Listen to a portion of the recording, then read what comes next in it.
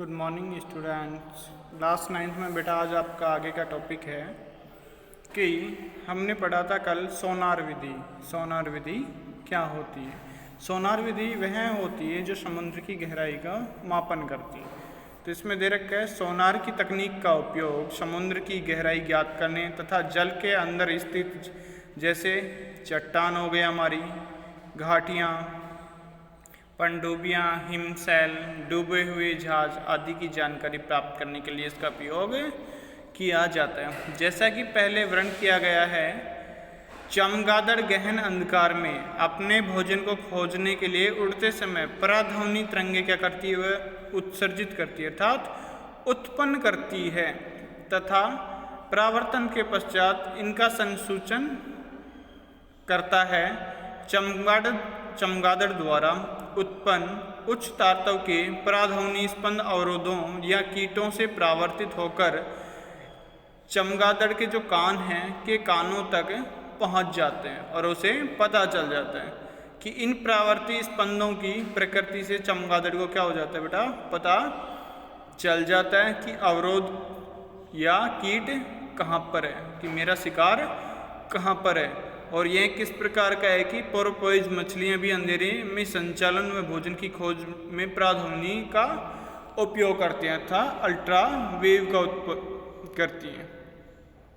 मानवकरण संरचना क्या कहते हैं कि जो हमारे कान हैं ये कहते हैं अति संवेदी युक्त, जिसे हम क्या कहते हैं? कान कहते हैं। इनकी सहायता से क्या होता है? हम सुन पाते हैं। वह श्रवणीय आवृत्तियों द्वारा वायु में होने वाले दाब परिवर्तनों को किस में बदलता है? ये विद्युत संकेतों में बदलता है जो श्रवण तंत्रिका से होकर मस्तिष्क तक पहुंचते हैं। मानव के कान द्वारा सुनने की प्रक्रिया के पक्ष के बारे में हम आगे देखेंगे। आगे क्या हो जाता है बेटा?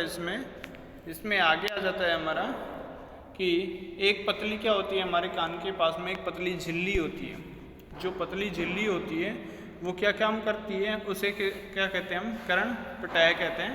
कर्णपटय झिल्ली कहते हैं। जब माध्यम के संपीड़न कर्णपटय तक पहुँचते हैं तो झिल्ली के जो बाहर की ओर क्या लगता है? हमारा प्रेशर लगता है अर्थात दाब क्या हो जाता है?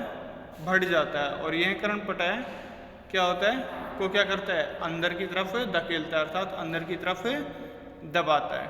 जब अंदर की तरफ दबाएगा तो क्या होगा? विरलन के पहुंचने पर कर्णपटल बाहर की ओर गति करता है। इस प्रकार कर्णपटय कंपन करता है और मध्य कर्ण में विद्यमान 3 हड्डियां मुद्रक, निहाई और वल्यक हैं। इन कंपनों को कई गुना क्या करती हैं? वो बढ़ाने का काम कर देती हैं। और मध्य कर्ण ध्वनि तरंगों से मिलने वाली इन दाब परिवर्तनों को आंतरिक कर्ण तक क्या करती हैं? संचरित करती हैं। जब आंतरिक कर्ण तक ये संचरित करेंगे तो आंतरिक कर्ण में क्या होता है?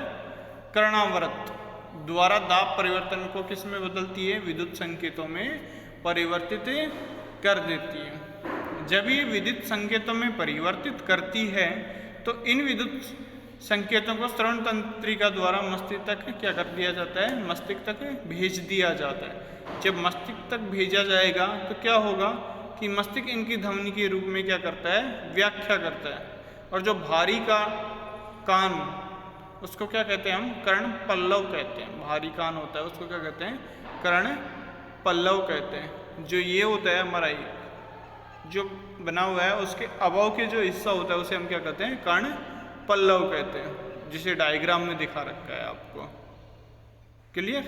और क्या होता है कि ये परिवेश एक ध्वनि को एकत्रित करता है और एकत्रित ध्वनि श्रवण नलिका से क्या होती है? गुजरती है। जो सुनने के लिए जो नलिका होती है उसकी सहायता से क्या होती है? ये गुजरती है। बेटा आज आपका चैप्टर हो गया कंप्लीट। कल हम इसके क्वेश्चन करवाते हैं। Thank you.